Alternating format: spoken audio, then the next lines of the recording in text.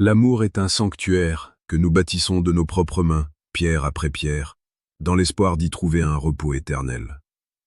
Mais que se passe-t-il lorsque les fondations de ce temple commencent à s'effriter dans un silence assourdissant? La trahison n'est pas un coup de tonnerre dans un ciel bleu, c'est une pluie fine qui s'infiltre lentement jusqu'à pourrir la charpente de votre existence. Vous sentez ce froid dans votre dos, cette intuition viscérale qui vous serre la gorge au milieu de la nuit, alors qu'elle dort juste à côté de vous, mais semble pourtant se trouver à des milliers de kilomètres. Écoutez bien ce que je vais vous dire. Le doute est un poison qui ne s'évapore jamais de lui-même. Soit vous trouvez la vérité, soit vous finissez par vous noyer dans vos propres incertitudes. Marc Aurèle disait avec une justesse brutale que la meilleure vengeance est de ne pas ressembler à celui qui nous a causé l'offense. Pour ne pas devenir l'ombre de vous-même, pour ne pas sombrer dans la paranoïa ou la haine, vous devez voir la réalité telle qu'elle est, et non telle que votre cœur amoureux voudrait qu'elle soit. Bienvenue dans une exploration profonde de l'âme humaine, où nous allons ensemble déchirer le voile des apparences. Le premier signe, celui qui frappe au cœur de l'intimité, est ce que j'appellerais l'éveil soudain d'une nouvelle identité.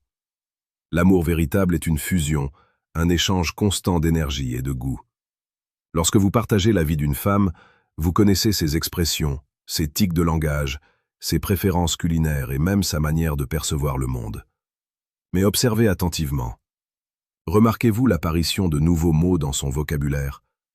Se met-elle soudainement à s'intéresser à des sujets dont elle se moquait éperdument il y a encore un mois? Peut-être une passion subite pour un style de musique radicalement différent, ou une nouvelle philosophie de vie qui ne ressemble en rien à celle que vous avez construite ensemble. La psychologie nous enseigne que lorsqu'un être humain est en phase de séduction ou de fusion émotionnelle avec un nouveau partenaire, il absorbe inconsciemment les traits de cette personne. C'est un phénomène de mimétisme identitaire. Si elle change de peau sans raison apparente, ce n'est peut-être pas une évolution personnelle, mais le reflet d'une influence extérieure qu'elle essaie de dissimuler. C'est comme si elle rapportait chez vous les cendres d'un feu qui brûle ailleurs. Cette transformation s'accompagne souvent d'une modification subtile mais profonde de son rapport au corps. On ne parle pas ici d'une simple envie de plaire, car toute femme mérite de se sentir belle. On parle d'un investissement démesuré pour des moments où vous n'êtes pas présent. Regardez cette attention nouvelle portée aux détails, ce parfum qu'elle réserve désormais à ses sorties entre amis, cette lingerie que vous ne voyez jamais mais qui disparaît de son tiroir. Le corps est le miroir de l'intention. Si son désir de briller semble s'éteindre dès qu'elle franchit le seuil de votre maison pour s'allumer dès qu'elle en sort, c'est que le spectacle n'est plus pour vous. L'amour est une célébration du quotidien, mais pour elle, le quotidien est devenu une salle d'attente. Elle se prépare pour une scène dont vous avez été banni du public. Ressentez-vous ce décalage entre l'énergie qu'elle déploie pour le monde extérieur et la fatigue qu'elle affiche dès qu'elle se retrouve seule avec vous? Avant d'aller plus loin dans cette quête de vérité, rappelez-vous que votre force réside dans votre capacité à rester maître de vos émotions. Si vous trouvez cette analyse précieuse, si vous sentez que ces mots résonnent avec votre propre histoire, je vous invite à rejoindre notre communauté en vous abonnant à la chaîne Psychologie et Amour. Ici, nous explorons chaque jour la séduction la plus précieuse et les dynamiques relationnelles les plus pertinentes pour faire de vous un homme inébranlable. Ne laissez plus jamais l'ignorance guider vos pas. Le troisième signe est sans doute le plus douloureux, le désengagement émotionnel masqué par une gentillesse artificielle. Paradoxalement, une femme qui trahit ne devient pas toujours agressive.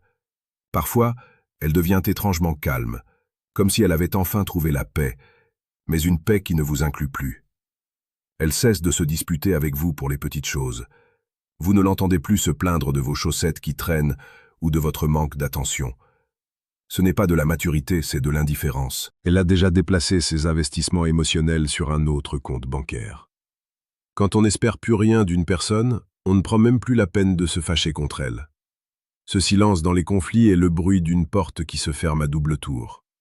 Elle vous traite avec une courtoisie de façade, presque comme un lointain cousin ou un collègue de bureau respectable, parce qu'elle n'a plus besoin que vous la compreniez. La connexion profonde, celle qui fait mal et qui fait vibrer, s'est évaporée au profit d'une cohabitation polie. C'est à ce stade qu'apparaît souvent le besoin de secrets technologiques. Le téléphone devient une extension de son être, un sanctuaire inviolable. Observez la manière dont elle pose son appareil sur la table. L'écran est-il systématiquement tourné vers le bas? Est-ce qu'elle l'emporte avec elle jusque dans la salle de bain, craignant qu'une notification ne vienne trahir le secret? La psychologie de la dissimulation crée une hypervigilance. Ce n'est pas le téléphone qui est le problème, c'est l'émotion qu'il contient. Si elle sursaute quand vous approchez ou si elle change d'onglet avec une précipitation suspecte, c'est qu'elle mène une double vie numérique. Dans ce petit rectangle de métal se trouvent les mots doux, les promesses et les images d'un univers où vous n'avez plus votre place. Ce secret devient une barrière physique entre vos deux corps, un mur invisible mais infranchissable. À ce moment précis de votre réflexion, vous réalisez peut-être que la séduction n'est pas un acquis, mais un combat de chaque instant, surtout contre soi-même. Pour ceux d'entre vous qui veulent aller plus loin et reprendre les rênes de leur destin amoureux avec une poigne de fer, je vous suggère de cliquer sur le deuxième lien en description. Vous y trouverez le manuel brutal du séducteur stoïque. C'est un outil puissant pour transformer votre douleur en une force d'attraction irrésistible et ne plus jamais être la victime des circonstances.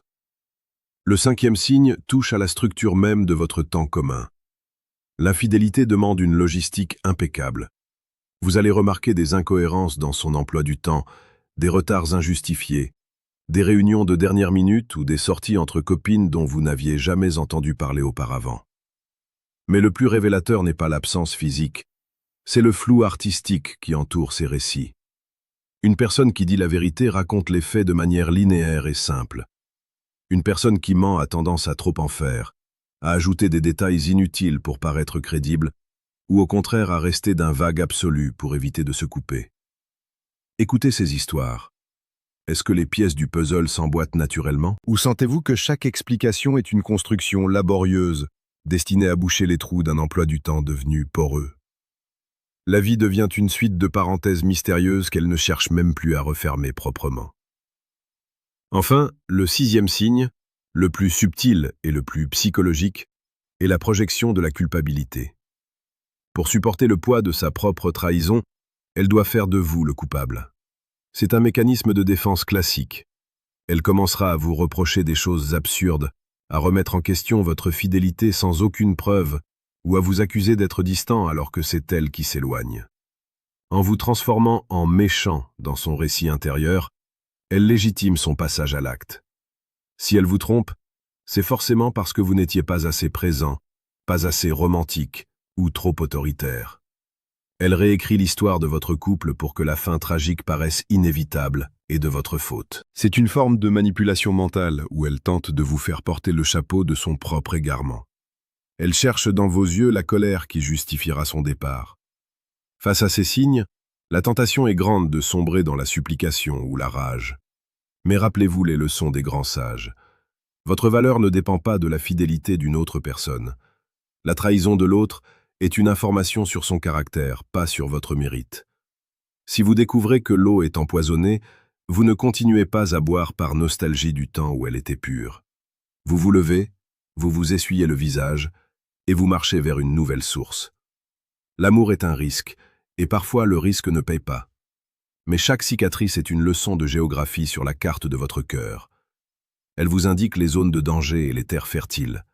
Restez fidèle à vous-même, car c'est la seule fidélité sur laquelle vous avez un contrôle absolu. Si cette vidéo a éclairé une partie d'ombre dans votre vie, sachez que vous n'êtes pas seul.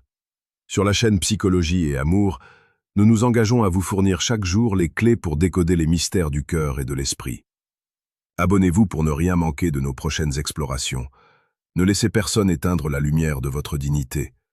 Regardez la vérité en face, même si elle brûle les yeux. Car c'est seulement dans la lumière de la vérité que l'on peut enfin recommencer à respirer. Soyez fort, soyez stoïque, et rappelez-vous que le plus beau chapitre de votre vie n'est peut-être pas celui qui se termine, mais celui que vous allez commencer à écrire dès demain, avec une sagesse nouvelle et un cœur enfin libre. Merci d'avoir partagé ce moment de réflexion avec moi. Le chemin continue, et il est beau pour celui qui sait voir au-delà des larmes.